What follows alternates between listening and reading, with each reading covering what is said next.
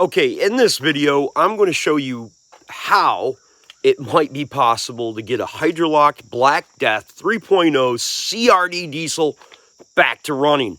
We don't know how it's going to turn out quite yet, but I'm going to show you some of the steps that I went through and some of the things that I checked. So hopefully we can get you folks at home back to running. Now, I seem a little bit nutty in this video, but you got to understand, I was touching serious cloth. My name's Clay with the Clay Way here in Muskegon, Michigan. And if you dig my videos, please consider subscribing, clicking the notifications, sharing my videos, and giving me them sweet old thumbs up. Always remember, it's not only about the how, but it's also about the why. And if anyone else can do it, I promise you, you can do it too. Okay, so picture this. Working on something for a week, almost straight, and then it's hydrolocked from diesel fuel. This will be the first video you'll ever see that if you have a dripping injector, we're going to see if this engine will actually run. Now, I've got a couple things just in case it doesn't run. I've got a lighter, I got a propane torch, and I got some brake cleaner. That's just in case we have to set this sucker on fire. Now, I also have my mask, just in case I get so damn excited my false teeth fly out of my face because I can't believe it ran. So good afternoon, YouTube.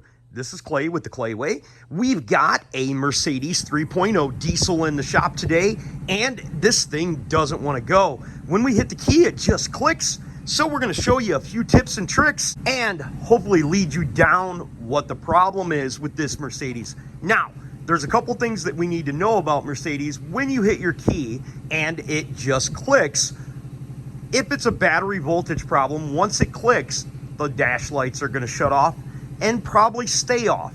If they come back on immediately, that's more than likely the amperage and the signal going from the battery down to the starter. If they stay off, though, you've more than likely got a low battery, and we're going to address that situation in this video. Now, it's extremely common for these things to have dead batteries, so we're going to show you how to check for that. But in this situation, it's much more complicated than that with this Sprinter, and I know that at the beginning of this video, so that's good for you folks, because I'll show you a few things that you can try in your driveway if you end up with the same situation I have. And I don't believe my job here on YouTube is just showing you how to repair something. It's showing you why you're repairing it in the first place, inspiring you and empowering you to do things yourself, and also keep them old mechanics out of that prison purse.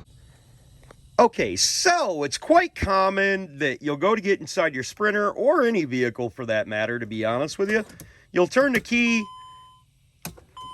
and you wait for all your lights to go off, your glow plugs to warm up and stuff, and you'll go and hit that key and it'll just click. And after it clicks, these lights may go off, or they may flicker, or you'll see the dash lights flicker. In this situation, I know what the issue is, so I don't want to click it over.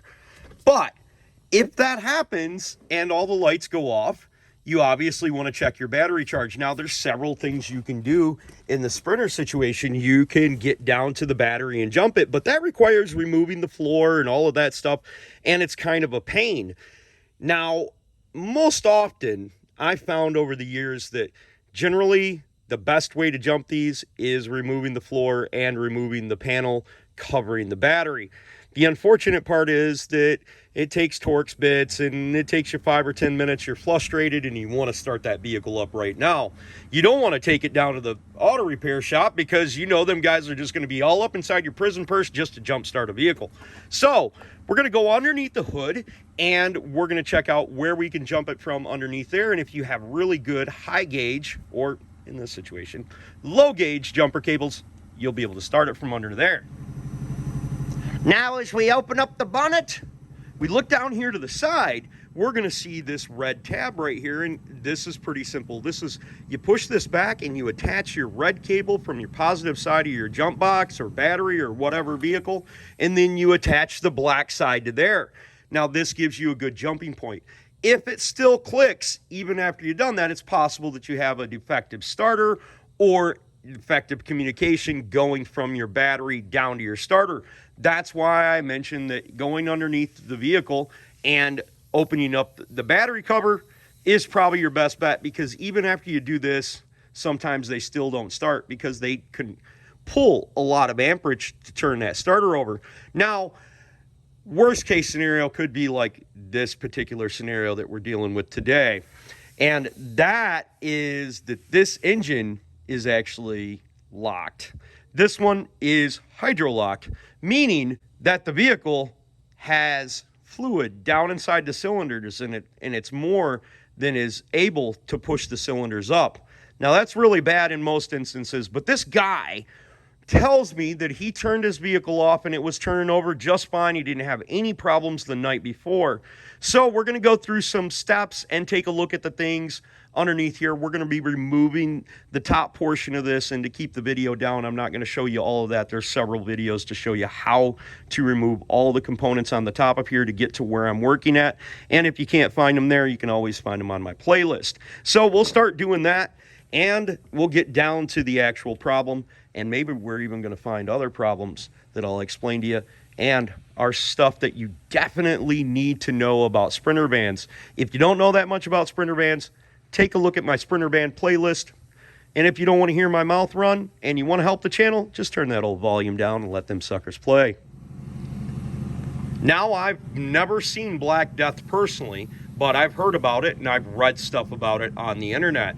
And what they say is Black Death occurs when you start getting all sorts of oil and stuff built up right here. Now, in this situation, it was kind of a lucky situation. I had to remove this exhaust manifold, and all of the nuts were easy to get off. Now, this van has 380,000 miles on it.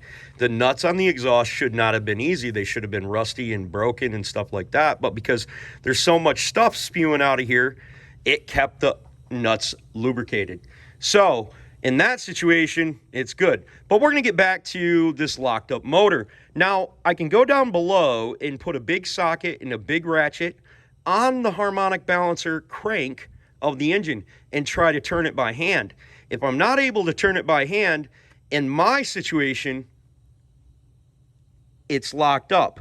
But see, I can't turn it backwards, because what about if something is inside the engine and I break the valves? So I have a couple of situations I can go through. I can remove the injector, or I can remove the intakes. And these intakes need servicing, so I think I'm going to remove the intakes. Now, it's a possibility that I may end up removing these injectors, and if I do, I notice that they don't necessarily make a tool for removing these squarely. They have slide hammers. You can jerk them out of there, but I'm afraid it'll break the injector, and these injectors are $300 a piece. So I'm going to end up making a tool to remove these injectors regardless, because I want to have one in my toolbox. So we're going to do that. You can go down below, and I'm going to show you one more thing, and then we'll get down to it. Now, going from the top down to the bottom, we're going to take a 27 millimeter 12-point socket, and we're going to fix that onto the main harmonic balancer pulley underneath there, and I'm going to try to demonstrate that for y'all. So now we're up underneath here, and we can see our main crankshaft pulley, which is the one closest to us here on the bottom. And we can insert our ratchet. We're going to come in through the side right here, so we're able to slip it in there and get it past it, because if we came in through the bottom, we wouldn't be able to do that. Now we're going to fix it onto our center nut, and we're going to turn it clockwise. Now, once we've got that fitted on there, if it does not budge, we don't want to go real crazy with this long breaker bar, because we'll start bending valves. We need to disassemble some things. So before we start losing our freaking minds, I mean, I'm losing my mind. I'm worried that something bad has happened. We need to remove the starter to make sure it's not the starter seizing up the motor. It's highly unlikely that that's a problem, but we need to do that. So we're going to remove the starter, check and see if that's the issue. And if that's not the issue, then we're going to go ahead and remove the intake. Now, I can say to you, it's much easier to remove the injectors than the intake, but unfortunately for my situation, I want to remove this intake and stuff like that. I need to get down to the swirl motor. For me, it's easier to remove the turbo than try to change that swirl motor with the turbo in the way and take the risk of breaking $1,300 worth of parts, i.e. the arms, on the swirl motor itself. So I'm going to take this apart once I find out if that starter is bad, which I already know it's probably not, and do this down inside here. Okay, so once we got the intake off of here, we're going to do the old finger test. Now your finger's going to come out black. That's what she said. You should be able to feel the valves, and we're going to feel and see if there's anything down inside there.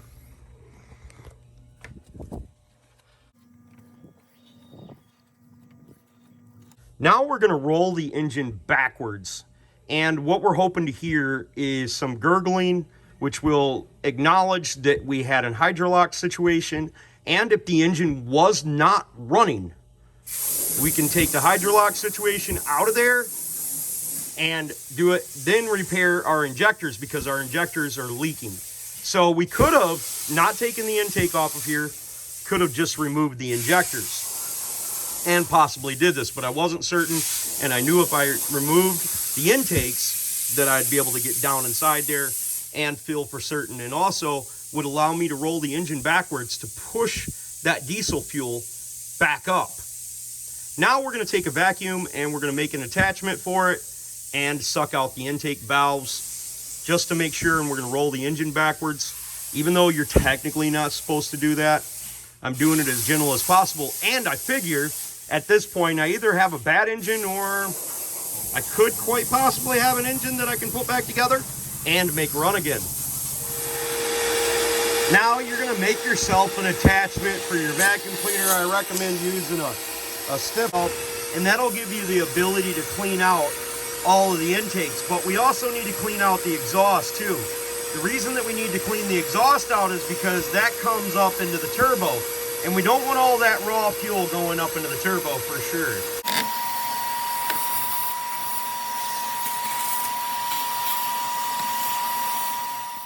So once I got that all cleaned out, I crawled underneath, I took my 27mm socket, ran my engine counterclockwise. I had an assistant listen and watch for fuel as I did this. Check that out. That's right up underneath the exhaust manifold. That puddle is diesel fuel. And now we can turn the engine all the way the frick around. Woo, woo! I want to make sure that I get as much fuel out of the exhaust as possible. Okay, so we've got her all put back together. And we're going to try to test fire this thing. Just going to double check everything, make sure we got everything hooked up, make sure we got everything put back together that's necessary to fire this thing. Gosh, I'm touching cloth for sure. Okay, I got to be honest with you folks. I'm praying to God, Jesus, and even baby Jesus right now because I don't know how this is going to turn out. I don't know of anybody who's ever done as little work, but as most work to get an engine unfree. And I swear to you, this is the turnover. Nothing.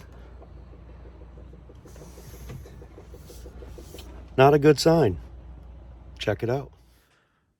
Well, we have changed the starter now because it probably got fried during the engine being locked up, because when you turn the keys on these, sometimes they will continuously crank, or maybe the guy just held the key and smoked the starter. We've got that all rebuilt. And I'm still touching a little bit of cloth here. I'm fairly confident, though, that this thing's going to start up and fire. We're going to see what's up. Okay, so the locked up engine that we took all of the diesel fuel out of, back turning it, doing a bunch of stuff, removing the injectors, blah, blah, blah. This is the first time we're going to see it start. Now, unlike last time, this time, I have a propane torch, a lighter, and some brake cleaner, just in case I have to burn this sucker down. And if I don't have to burn it down, I'm wearing the mask so my false teeth don't fly out when I get so damn excited for it starting. Okay, so everything's in place. Got the key in the ignition, and this is truly the first time I've heard it turn over. Oh my God, it's turning over! Oh, will it fire? Oh, I hear something. Oh my gosh. Gonna have to get that fuel pump back in them injectors. Woo! Don't want to burn up that new starter.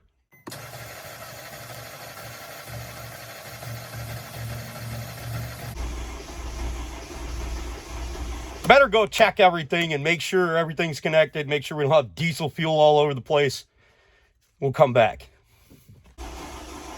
Here in a moment, we're going to notice that I did not check everything like I should have.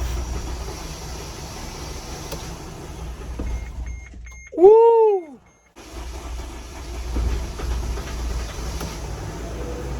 Oh my God!